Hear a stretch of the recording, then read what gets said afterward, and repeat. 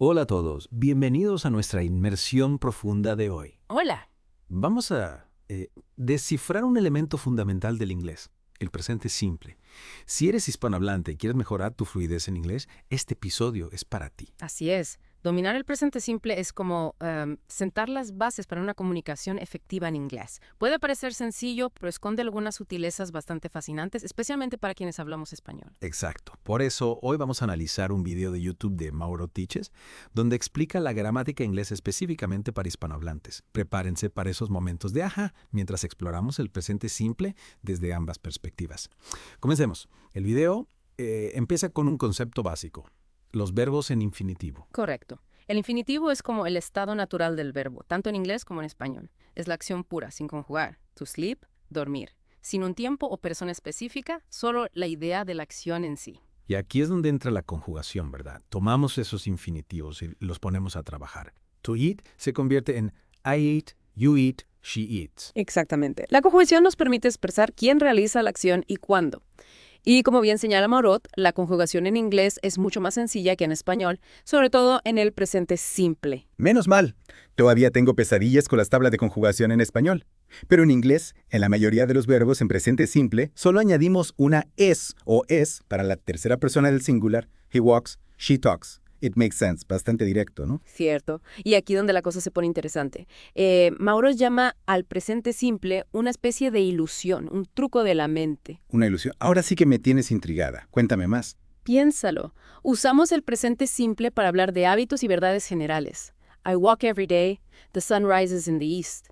Estas acciones ocurren repetidamente, pero no necesariamente en este preciso instante. Entonces, el presente simple no está capturando el momento presente en un sentido literal. Está creando una sensación de permanencia, un presente continuo. Entiendo. Es como si dijéramos, el sol sale por el este, aunque en ese momento sea de noche. No estamos hablando de presente inmediato, sino de algo que siempre es cierto. Exacto. Y lo curioso es que el español no tiene una forma verbal que funcione exactamente igual. ¿Es verdad? Entonces, ¿cómo traducimos el presente simple en español si no hay una equivalencia exacta? Buena pregunta. Depende del contexto. A veces usamos el presente simple en español, pero otras veces usamos el presente habitual, ¿eh? Suele salir, acostumbra a caminar, para expresar esa idea de repetición o costumbre. Tiene sentido. Y supongo que ahí es donde los hispanohablantes podemos tener dificultades, al tratar de decidir qué tiempo verbal usar en cada situación. Precisamente. Por eso es crucial entender la esencia del presente simple en inglés para poder comunicarnos con naturalidad. Totalmente. Ahora, el video también menciona que dentro de este universo del presente simple hay dos reinos distintos. Así es. Uno gobernado por el verbo to be y el otro por el resto de los verbos. Y cada uno tiene sus propias reglas. Dos universos en uno. Esto se pone bueno. ¿Quieres que empecemos explorando el universo del verbo to be? Claro que sí. Justamente ahí es donde muchos hispanohablantes enfrentan un desafío particular.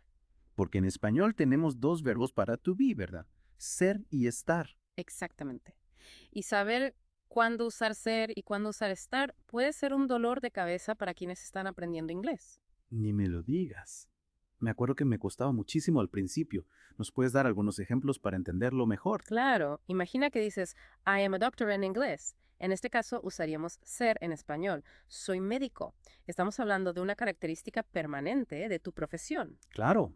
Pero si decimos I am at home, ahí usaríamos estar en español, ¿verdad? Estoy en casa. Porque se trata de una ubicación temporal. Exacto. La clave está en entender el contexto para elegir la traducción correcta de to be. No hay una regla mágica. Hay que fijarse en si la frase se refiere a algo permanente o temporal. Y si tenemos dudas, ¿qué podemos hacer? ¿Algún consejo para no liarnos? Claro. Un buen truco es pensar en el verbo ser como algo que te define. Tu profesión, tu personalidad, tu nacionalidad. Y el verbo estar se usa para describir estados temporales o ubicaciones. Me encanta esa regla mnemotécnica. Definitivamente me habría venido bien cuando estaba aprendiendo. Sí. Ahora, hablando del verbo to be, ¿cómo se forman las preguntas y negaciones en presente simple? ¿Cambia algo? Buena pregunta. Con el verbo to be es bastante sencillo. Para hacer una pregunta, simplemente invertimos el orden del sujeto y el verbo. Por ejemplo, you are a doctor se convierte en are you a doctor? Y para las negaciones también es fácil. Más fácil imposible. Solo añadimos not después del verbo. They are not doctors. Simple y elegante. Me gusta. Sin embargo, tengo entendido que con los demás verbos, los que no son to be, la cosa cambia un poco, ¿no? Tienes toda la razón. Aquí es donde entran en juego los verbos auxiliares oro-dioris. Son como los ayudantes del verbo principal, especialmente cuando queremos formar preguntas y negaciones en presente simple. A ver, vamos por partes. ¿Cuándo usamos do y cuándo dos? Siempre me confundo. Es fácil si recuerdas esta regla. Dos se usa con los pronombres I, you, we y they. Por ejemplo, do you live in New York? O we do not eat meat. O sea que do va con todas las personas excepto con. Excepto con he, she, que es cuando usamos dos. Por ejemplo, does he speak Spanish? O she does not work here. Ya veo. Es como si dos fuera la versión especial de do para la tercera persona del singular. Pero ¿qué pasa con el verbo principal cuando usamos dos o dos? Parece que pierde algo por el camino. Exacto. Observadora. En el presente simple, cuando dos o dos entran en escena, el verbo principal vuelve a su forma infinitiva sin la es o es. Yeah. Es como si el auxiliar dijera, tranquilo, verbo principal, yo me encargo del tiempo presente. Es como si el verbo auxiliar le robara la es al verbo principal. ¿Qué cosas más curiosas tiene el inglés? Ajá, sí. Un pequeño intercambio gramatical. Pero es importante entender este mecanismo porque es una de las claves del presente simple. Totalmente. Entonces, para recapitular, tenemos dos universos dentro del presente simple. El universo del verbo to be, donde este verbo es el rey y forma preguntas y lecciones por sí solo. Y el universo de los demás verbos, donde los auxiliares do y dos acuden al rescate. Un excelente resumen.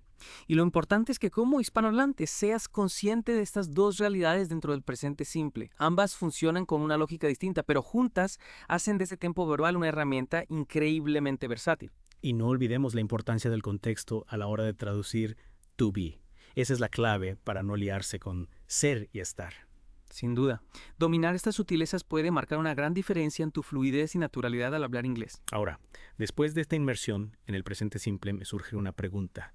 ¿Cómo crees que cambia nuestra forma de aprender y hablar inglés al comprender estas particularidades, especialmente como hispanohablantes? Es una pregunta muy interesante. Yo diría que comprender estas particularidades nos ayuda a dejar de traducir literalmente de un idioma a otro y a empezar a pensar en inglés de una forma más natural. Es como si empezáramos a conectar con la lógica interna del idioma, ¿verdad? Exactamente. Ya no se trata solo de memorizar reglas gramaticales, sino de entender cómo funcionan los engranajes del inglés. Y eso nos da más confianza para expresarnos con fluidez. Totalmente. Es como cuando aprendemos a conducir. Al principio estamos muy pendientes del embrague, el cambio de marchas, los retrovisores, pero llega un momento en que todo fluye, ya no pensamos en cada movimiento, simplemente conducimos. Me encanta esa analogía. Y lo mismo ocurre con el lenguaje. Al dominar las estructuras básicas como el presente simple, liberamos espacio mental para enfocarnos en otros aspectos de la comunicación, como el vocabulario, la pronunciación o la fluidez. Sin duda. Y ahí es donde realmente podemos disfrutar del idioma, cuando podemos expresarnos con naturalidad y sin miedo a equivocarnos. Así es. Al final, lo importante es recordar que aprender un idioma es un viaje fascinante, lleno de descubrimientos y desafíos. Y cada paso que damos, cada nueva estructura que dominamos, nos acerca un poco más a nuestra meta. Muy bien dicho. Esta inmersión profunda en el presente simple ha sido realmente reveladora. Desde los verbos en infinitivo hasta la ilusión del presente continuo y la danza gramatical de los verbos auxiliares, hemos recorrido un largo camino. Y lo mejor de todo es que esto es solo el comienzo. El inglés tiene un universo de posibilidades por explorar y cada nuevo conocimiento nos permite comunicarnos con mayor precisión y riqueza. Totalmente. Así que ya saben, queridos oyentes, sigan practicando, sigan explorando y sobre todo, sigan disfrutando del viaje de aprender inglés. Hasta la próxima.